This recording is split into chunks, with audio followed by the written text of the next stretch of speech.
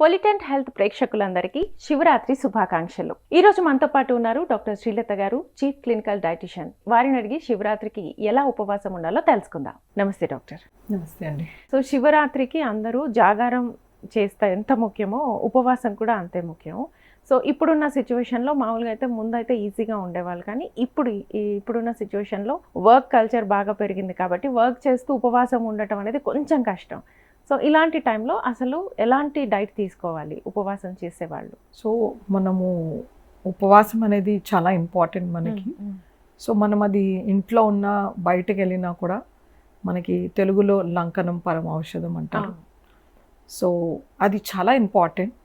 At least once in a month, నెలకు ఒకసారి కానీ, 2 వారాలకు ఒకసారి కానీ, వారానికి ఒకసారి కానీ అలా ఉపవాసం ఉంటే చాలా మంచిది. ఎందుకంటే మనకి ఈజీగా ఫుడ్ అవైలబుల్ అవ్వడము, ఎక్కువ మోతాదులో పార్టీస్ ఫంక్షన్స్ ఉండడం వలన అందరిలోనూ అధిక బరువు కానీ, స్థూలకాయం కానీ, ఇన్సులిన్ రెసిస్టెన్స్ ఇలాంటివి కనబడుతున్నాయి. సో మనకి ముందు నుంచి ఉన్న పద్ధతి ఏంటంటే ఉపవాసాలు అనేది. సో అది చాలా మంచిది. సో మనం ఇంట్లో ఉన్న బయటికి వెళ్ళినా కూడా మన అవైలబిలిటీని బట్టి, మనకున్న ఏవైతే లిమిటెడ్ సోర్సెస్ ఉంటాయో, మన శరీర తత్వాన్ని బట్టి, అంటే హెల్దీగా ఉన్నారు ఇండివిజువల్స్ వాళ్ళు శుభ్రంగా ఫాస్టింగ్ చేసుకోవచ్చు, దాంట్లో ఇబ్బంది లేదు.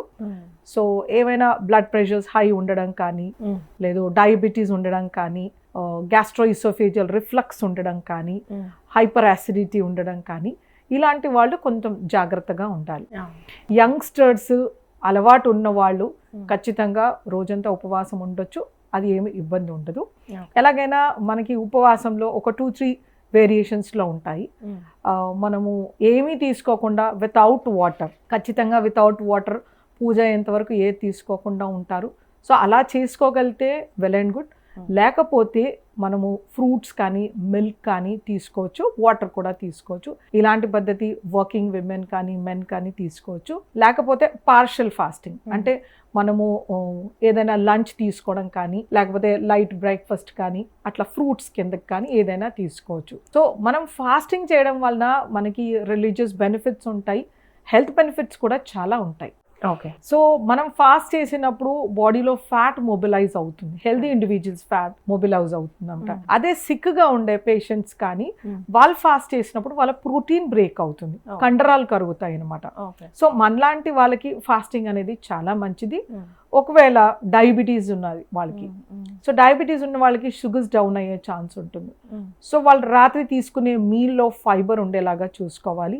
సో వాళ్ళకి ఆ డయాబెటిక్ సిమ్టమ్స్, కళ్ళు తిరగడము, చెమటలు రాకముందే వాళ్ళు ఏదో ఫ్రూటో, స్నాకో అలా హెల్దీవి తీసుకోవచ్చు, లేదా ఒక గ్లాస్ ఆఫ్ మిల్క్. అలాగే సో కొంతమందిలో ఏంటంటే లో బీపీ ఉంటుంది, సో వాళ్ళు త్వరగా ఫెయింట్ అయిపోతూ ఉంటారు. మనము కాలేజ్లో కానీ ఆఫీస్లో చూస్తూ ఉంటాం, బాగా కళ్ళు తిరిగి పడిపోతూ ఉంటారు.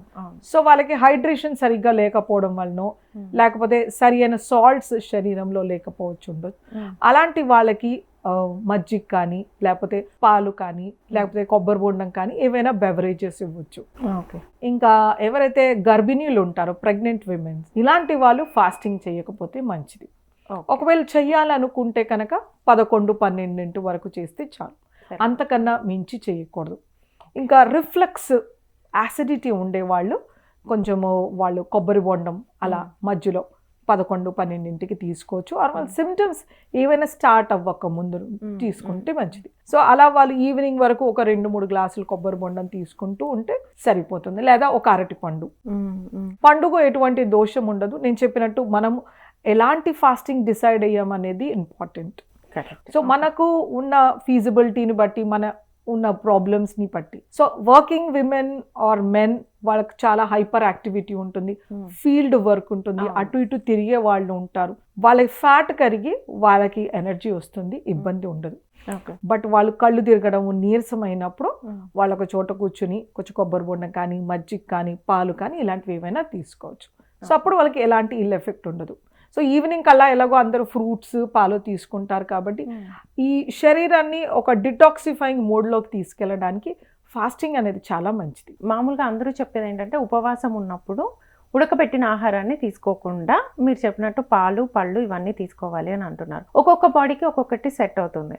ఇందులో చాలా మంది ఏం చేస్తారంటే డ్రై ఫ్రూట్ మిల్క్ షేక్స్ కానీ ఇలాంటివి తీసుకుంటారు కదా. సో మామూలుగా మీరు ఇచ్చే డైట్లో ఒక్కసారి ఏదైనా ఒక గ్లాస్ ఆఫ్ మిల్క్ షేక్ కానీ ఇంకేదైనా మిక్స్డ్ ఇస్తే ఉడకబెట్టకుండా ఎక్కువసేపు ఆకలి వేయకుండా ఉండడానికి ఉండే టిప్ ఏంటి అసలు? సో ఇలా ఇప్పుడు మనము మిల్క్ షేక్స్ మీరు అలా అంటున్నారు కదా, అలా మనం చేయాల్సిన అవసరం లేదు.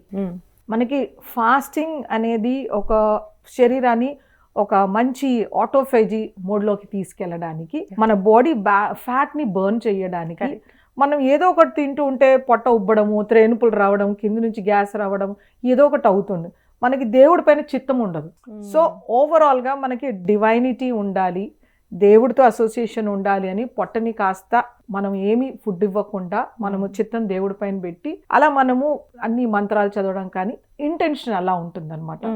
సో మనకు ఏమైనా పట్టిన కొవ్వు కానీ ఏవైనా మనము అన్నోయింగ్లీ తీసుకున్న కెమికల్స్ శరీరంలోంచి బయటికి రావడానికి ఫాస్టింగ్ అనేది చాలా ఇంపార్టెంట్. ఇప్పుడు మనం ఫాస్టింగ్ లో ఉన్నప్పుడు మనం అన్ని డ్రై ఫ్రూట్స్ అన్ని పలుకులు వేసి ఫ్రూట్స్ వేసి దాన్ని మిల్క్ షేక్ చేసి మనం చేసిన ఫాస్టింగ్ ఏదైతే ఉంటుందో కొవ్వు కరగడానికి ఇది తీసుకున్న వెంటనే షుగర్స్ పెరిగిపోతాయి, మళ్ళీ మన ఫ్యాట్ పైలప్ అయిపోతుంది. సో మనం ఇలా చేయకూడదు అనమాట. మన ట్రెడిషన్ లో మిల్క్ షేక్ తాగమని చెప్పలేదు, ఏదో ఒక పండు ఒక గ్లాస్ పాలు లేదా ఒక కప్ ఆఫ్ ఫ్రూట్స్ ఒక గ్లాస్ పాలు తాగమని చెప్పారు. దాన్ని మళ్ళీ మనం క్యాలరీ డెన్స్ చేసి కరిగించిన ఫ్యాట్ ని మళ్ళీ వెనక్కి there is no use. అలా మనం ఒక్కసారి గుప్పెడు పలుకులు ఒక గ్లాస్ పాలు పంచదార వేసి చేస్తే మనకు సునాయాసంగా మనకు ఒక 400 క్యాలరీస్ ఆఫ్ ఎనర్జీ వచ్చేస్తుంది. ఈక్వల్ టు ఫుడ్ అంతే కదా, అంతే, ఈజ్ 1 మీల్. సో అందుచేతనే మనం అలా చేయకూడదు. మన న్యాచురల్ ట్రెడిషనల్ పద్ధతులు ఏమున్నాయో అవి ఫాలో చేస్తే మనకి మంచి బెనిఫిట్స్ అనేది కనబడతాయి అన్నమాట. ఇప్పుడు షుగర్ ఉన్నవాళ్ళు, బీపీ ఉన్నవాళ్ళు, అలాగే గ్యాస్ ప్రాబ్లం ఉన్నవాళ్ళు, ఒబెసిటీ ఉన్నవాళ్ళు, మెయిన్ వాళ్ళు అసలు ఆకలికి తట్టుకోలేరు కొంతమందిలో చూస్తాం కదా. ఒక్కొక్కటి చెప్పుకుంటూ వద్దాం. ఇప్పుడు షుగర్ ఉన్న వాళ్ళు ఉన్నారు, మీరు ఫైబర్ ఎక్కువ తీసుకోవాలని చెప్పారు కదా, ఎలాంటి ఫుడ్స్ తీసుకోవాలి వాళ్ళు అసలు? సో ఫాస్టింగ్లో వాళ్ళ బ్లడ్ షుగర్స్ ఎలా కంట్రోల్లో ఉంటున్నాయి, వాళ్ళకి ఇంతకు ముందు ఫాస్టింగ్ అలవాటు ఉందా, అది మోస్ట్ ఇంపార్టెంట్. ఓకే, మేబీ ఇంతకు ముందు వరకు నార్మల్గా ఉండి ఈ ఇయర్ డయాబెటీస్ వచ్చింది, వాళ్ళు ఫాస్టింగ్ ఏం చెయ్యట్లేదు అన్న వాళ్ళు కాస్త జాగ్రత్తగా ఉండాలి. లేదు ఇంతకు ముందు నుంచి controlled sugars or uncontrolled sugars, వాళ్ళకి చాలా ఇన్సులిన్ తీసుకునే అలవాటు ఉంది ఆర్ ఓరల్ హైపోగ్లైసిమిక్ ఏజెంట్స్ వేసుకునే అలవాటు ఉంది, వాళ్ళు ఫాస్టింగ్లో ఉండడం అలవాటు ఉంది అంటే అలాంటి వాళ్ళకి ఇబ్బంది ఉండదు. వాళ్ళ ఇన్సులిన్ తీసుకోకపోతే మంచిది ఫాస్టింగ్ ఉన్నప్పుడు. ఆర్ ఓరల్ హైపోగ్లైసిమిక్ ఏజెంట్స్ మాత్రలు ఏముంటాయో అవి తీసుకోకుండా ఫాస్ట్ చేయొచ్చు. వాళ్ళు సిమ్టమ్స్ స్టార్ట్ అయిన వెంటనే వాళ్ళు ఏదో ఒకటి తీసేసుకుంటే సరిపోతుంది. ఫాస్టింగ్ చెయ్యొద్దు అని మాత్రం లేదు, ఓన్లీ ప్రెగ్నెంట్ విమెన్స్లో చెయ్యకపోతే మంచిది అనమాట. ఇక బీపీ ఎక్కువ ఉన్న వాళ్ళు కూడా వాళ్ళు ఏం తీసుకోకపోతే, ఇప్పుడు లో బీపీ ఉన్న వాళ్ళు కూడా కళ్ళు తిరిగి పడిపోతుంటారు, హై బీపీకి ఒక సిమ్టమ్స్ ఉంటాయి. సో వాళ్ళు ఏ ఫుడ్ తీసుకోవాలి అసలు ఎక్కువగా? అంటే ఇప్పుడు వీళ్ళందరూ కూడా ప్రోటీన్ తీసుకోవాలి అని అనుకుంటే ఒక బనానా సరిపోతుందా? ఫ్రూట్స్లో ప్రోటీన్ ఉండదు first of all, most important thing. మనకి ఫ్రూట్స్లో ఏంటంటే ఫ్రక్టోజ్, ఇట్స్ అ కార్బోహైడ్రేట్ అనమాట, ఎనర్జీ ఇస్తుంది. సో మనం ఫాస్టింగ్ ఉన్నప్పుడు సాధ్యమైనంత మటుకు మనం ఏవైనా ఉడికించినవి తీసుకోకపోతే మంచిది. ఎందుకంటే ఇవి త్వరగా డైజెస్ట్ అవుతాయి, రా వెజిటేబుల్స్ కానీ ఫ్రూట్స్ కానీ. సో అందుకనే మనకి రా foods without having any chemical reaction ఎలా నేచర్లో ఉన్నాయో మనకు అలా తీసుకోవాలనేది ఫాస్టింగ్ ఒక ముఖ్య ఉద్దేశం అనమాట. సో అందులో ఉండే న్యూట్రియంట్స్, లెట్స్ సే వైటమిన్స్ ఉండొచ్చు, మనకి మినరల్స్ కానీ యాంటీ ఆక్సిడెంట్స్ కానీ ఫైబర్ కానీ వాటి న్యాచురల్ ఫామ్లో మన శరీరానికి రావడానికి. సో ఫాస్టింగ్గా ఉన్నప్పుడు వాళ్ళు లో బ్లడ్ ప్రెషర్, వాళ్ళకి హైపోటెన్షన్ ఎందుకు వస్తుందంటే హైడ్రేషన్ సరిగ్గా లేకపోతే, తర్వాత సోడియం తక్కువ ఉండడం వలన రావచ్చు. సో వాళ్ళు దానికని హైడ్రేట్ చేసుకుంటూ ఉండొచ్చు వాళ్ళని, లేదా వాళ్ళు తీసుకునే ఫ్రూట్లో పెసరంత ఉప్పు చల్లుకొని తీసుకుంటే వాళ్ళ బ్లడ్ ప్రెషర్స్ మెయింటైన్ అవుతాయి. ఇంకా హై బ్లడ్ ప్రెషర్స్ వాళ్ళకి ఫాస్టింగ్ అనేది ఎక్సలెంట్. ఎందుకంటే వాళ్ళు రోజు పొద్దున మధ్యాహ్నం సాయంత్రం తీసుకునే ఆహారంలో ఉప్పు వేసుకుంటూ ఉంటారు. మనకి ఇండియన్స్కి చాలా ఉప్పు తినే అలవాటు ఉంటుంది, తెలియకుండానే మనం ఇడ్లీ, సాంబార్, చట్నీలో, పప్పులో, కూరలో, మజ్జిగలో, పెరుగులో అన్నింటిలో వేసుకుంటాం. సో మనము యావరేజ్గా 12 to 16 grams ఆఫ్ సాల్ట్ తీసుకుంటాం అనమాట ఇండియన్స్. మనము compare to other parts of the world వాళ్ళు 3 to 5 grams తీసుకుంటారు. మనం రికమెండేషన్ కన్నా 3 folds ఎక్కువగా. అందుకే we're capital city for hypertension across the globe. Okay, so ఈ హైపర్ టెన్షన్ వాళ్ళు ఇలా ఫుడ్ తీసుకోకుండా ఉంటే ఉప్పు లోపలికి వెళ్ళదు. సో బ్లడ్ ప్రెషర్స్ అనేవి ఆ రోజుకి బాగా కంట్రోల్లోకి కూడా వస్తాయి అనమాట. వాళ్ళకి ఎటువంటి వాపులు ఉన్నా కూడా నీరు చేరుకొని అవి కూడా బాగా తగ్గుతాయి అనమాట. అదొక వాళ్ళకి ఒక బెనిఫిట్ అవుతుంది. గ్యాస్ట్రిక్ ప్రాబ్లం ఉన్న వాళ్ళు మెయిన్గా ఏం తిన్నా ప్రాబ్లం వస్తూ ఉంటుంది కదా వాళ్ళకి. ఇప్పుడు గ్యాస్ట్రిక్ ప్రాబ్లం ఉన్న వాళ్ళకి మజ్జిగ తీసుకున్నా, లేకపోతే బనానా తీసుకున్నా, లేదంటే పాలు తాగినా కూడా మళ్ళీ గ్యాస్ట్రిక్ ప్రాబ్లం ఎక్కువ అవుతూ ఉంటుంది కదా. వాళ్ళు అసలు ఏం చేయాలి అసలు? సో ఈ గ్యాస్ట్రిక్ ఇష్యూ ఉన్న వాళ్ళకి బాగా తెలుస్తుంది ఏ ఫుడ్ ఇరిటేట్ అవుతుంది అని. బనానా అనేది బేసిక్ గా ఒక ఆల్కలైన్ ఫుడ్ అన్నమాట.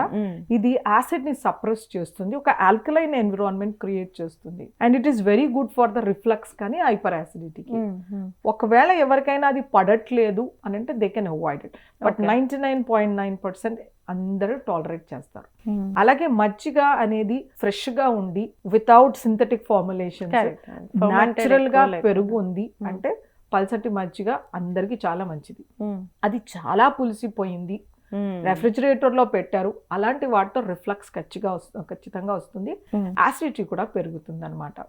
సో ఇది ఒకటి. పాలు అనేది కొన్ని స్టడీస్ ఏం చెప్తాయంటే దాన్ని రెఫ్రిజిరేట్ చేసి చల్లగా ఉండే పాలు ఇస్తే వాళ్ళకి హైపర్ యాసిడిటీ తగ్గుతుంది అని కొన్ని స్టడీస్ సపోర్ట్ చేస్తాయి. చల్లగా ఉండే పాలు. ఓకే. సో వేడిగా ఉండే పాలలో ఏమవుతుందంటే వాళ్ళకి రిఫ్లెక్స్ రావడం కానీ, గేషియస్ డిస్టెన్షన్, గ్యాస్ ఫామ్ అవ్వడము, పొట్ట ఉబ్బడం అనేది పాలతో ఖచ్చితంగా ఉంటుంది. So quantity matters. ఆ పాలు కోల్డ్ గా ఉండేవి ఒక 50 to 100 ml తీసుకుంటే నష్టం ఉండదు. వాల్యూమ్ అనేది ఇంక్రీజ్ అయినా కొద్దిగా ఆ లాక్టోజ్ ఇంటాలరెన్స్ కానీ లేకపోతే గ్యాస్ ఫార్మేషన్ కానీ వాళ్ళలో కనబడుతుంది అనమాట. సో నేను కొంతమంది ఉపవాసం ఉన్న వాళ్ళని చూసినప్పుడు హెడేక్ వస్తుంది ఎక్కువ అని చెప్తూ ఉంటారు. తీసుకున్నా ఒకవేళ పాలు పళ్ళు తీసుకున్నా కూడా టాలరేట్ చేయకుండా ఒక హెడేక్ లాంటిది వస్తూ ఉంటుంది. తిన్న తర్వాత మాత్రమే తగ్గుతుంది. ఇది ఎందుకు వస్తుంది, అసలు ఏం చేయాలి దీనికి? సో బ్రెయిన్ అనేది ఒక ఆర్గన్, దీనికి కంటిన్యూస్ గ్లూకోజ్ సప్లై అనేది ఉండాలన్నమాట. సో మనం సైకలాజికల్ గా వీఆర్ యూస్ టు ఇట్. రోజు పొద్దున్నే టిఫిన్ తినేయడం, మధ్యాహ్నము లంచ్ అలవాటు చేసేసాం, మన బ్రెయిన్ ట్యూన్ అవుతుంది అనమాట. అలాంటి మెటబాలిజం కి ఒకవేళ ఇప్పుడు మీరు చూస్తున్నారంటే ఈ మధ్యలో కీటో డైట్ అని, ఇంటర్మిటెంట్ ఫాస్టింగ్ అని వచ్చాయి. సో వాళ్ళు 18 hours 16 hours 14 hours ఫాస్టింగ్ చేస్తున్నారు. సో అలా వాళ్ళ బాడీ ట్యూన్ అయిపోతుంది. ఇప్పుడు మనం ఇంట్లో 80 years 70 years వాళ్ళని చూస్తాం, పొద్దున ఒక ఇడ్లీ రాత్రి ఒక ఇడ్లీ తినేసి ఉంటారు అంతే, ఇంకా వాళ్ళ బాడీ అలా యూజ్ అవుతుంది. So it is the mind which plays the role. So కొంతమందిలో ఏంటంటే ఆ హైపోగ్లైసీమియా, ఆ షుగర్ బ్రెయిన్కి అందకపోయేసరికి వాళ్ళకి కొంచెం పెయిన్ అనేది సిమ్టమ్ కనబడుతుంది అనమాట. సో అలాంటి వాళ్ళు ఫాస్ట్ చేయకుండా ఆ టైంలో వాళ్ళు ఒక ఫ్రూట్ తినొచ్చు, లేదా ఒక గ్లాస్ జ్యూస్ కానీ అలా తీసుకోవచ్చు. ఎంతైనా కూడా కొంచెం అడిక్యువేట్ డైట్ వెళ్ళిన తర్వాతే నొప్పి తగ్గుతుంది అనేది ఇట్స్ సైకలాజికల్ ఫీలింగ్ బేసికల్లీ. ఎందుకంటే ఆ ఫ్రూట్ కానీ, ఆ మిల్క్ కానీ, ఆ జ్యూస్ కానీ మీకు కావాల్సిన కార్బోహైడ్రేట్ ఇమీడియట్ గా ఇచ్చేస్తాయి విత్ ఇన్ ½ an hour. మనం తినే అన్నం డైజెస్ట్ అయ్యి షుగర్ పెరగడానికి మనకి 3 to 4 hours పడుతుంది అనమాట. It's a long process of digestion. But fruits and juices will get readily absorbed in the body. త్వరగా ½ an hour లో మనకి జ్యూసెస్ అనేవి అబ్జార్బ్ అవుతాయి. థైరాయిడ్ ఉన్న వాళ్ళకి కూడా ఆకలి ఎక్కువ ఉంటుంది అని చెప్తూ ఉంటారు కదా, ఇది నిజమేనా? వాళ్ళు ఏం తీసుకోవాలి అసలు? వాళ్ళకి ఏమైనా సపరేట్ ఉంటుందా? వాళ్ళకి యూజువల్ గా ఆకలి ఎక్కువగా ఉండే వాళ్ళకి థైరాయిడ్ ప్రాబ్లం వస్తుంది. ఎందుకంటే వాళ్ళు బాగా తింటారు, మెటబాలిజం స్లో ఉంటుంది, వాళ్ళ ఫిజికల్ యాక్టివిటీ తక్కువగా ఉంటుంది, ఒక్కొక్కసారి స్ట్రెస్ తో కూడా ఉండొచ్చు అనమాట. ఒబీస్ గా ఉండే వాళ్ళకి థైరాయిడ్ ప్రాబ్లం వచ్చే ఛాన్సెస్ ఎక్కువగా ఉంటాయి అనమాట. రెండు ఇంటర్లింక్ అయితే. సో థైరాయిడ్ హార్మోన్ ఇంబ్యాలెన్స్ వచ్చినప్పుడు ఇంకా కొంచెం మెటబాలిజం స్లో అవుతుంది, వాళ్ళకి ఆ స్ట్రెస్ తో ఆకలి ఎక్కువగా వస్తుంది అనమాట.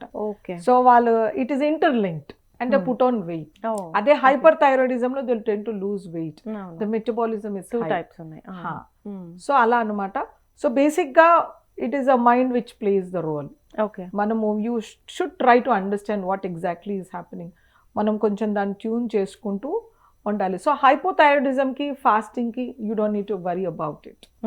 దాంతో మనకి ఏం ప్రాబ్లం ఉండదు, వాళ్ళ కళ్ళు తిరగడం అట్లా ఏమీ ఉండదు. హైపోథైరాయిడిజంలో రకరకాల సిమ్టమ్స్ ఉంటాయి, బట్ దే కెన్ ఫాస్ట్. ఇప్పుడు ప్రెగ్నెన్సీ ఉన్న వాళ్ళు అసలు ఉండొద్దు అని మీరు అంటున్నారు కానీ, బట్ చాలా మంది ఉండాలి అని అనుకుంటారు. జన్మకో శివరాత్రి అని వాళ్ళకు సెంటిమెంట్ ఉంటుంది కదా. ఒకవేళ అలా ఉండాలి అని అనుకుంటే వాళ్ళు ఏం తీసుకోవాలి అసలు? వాళ్ళు అట్లీస్ట్ 12 afternoon వరకు ఫాస్ట్ చేసుకోవచ్చు. దాని తర్వాత ఒక బౌల్ ఆఫ్ ఫ్రూట్స్ తీసుకోవచ్చు. మళ్ళీ ఈవినింగ్ ఎలాగైనా ఫ్రూట్స్ అండ్ మిల్క్ అలా తీసుకుంటే సరిపోతుంది. It is nothing that they should not అనేసి వాళ్ళ శక్తిని బట్టి ఏంటంటే ఏమైనా ఫెయింటింగ్ అయ్యి వాళ్ళు కింద పడిపోతారు అనుకో. ఇప్పుడు మనము ఇద్దట్లో ఎవరైనా కింద పడితే మనకి పెద్ద ట్రామా అనేది ఉండదు బాడీకి. ఇట్ ఈస్ న్యాచురల్, కింద పడ్డాం లెగుస్తాం.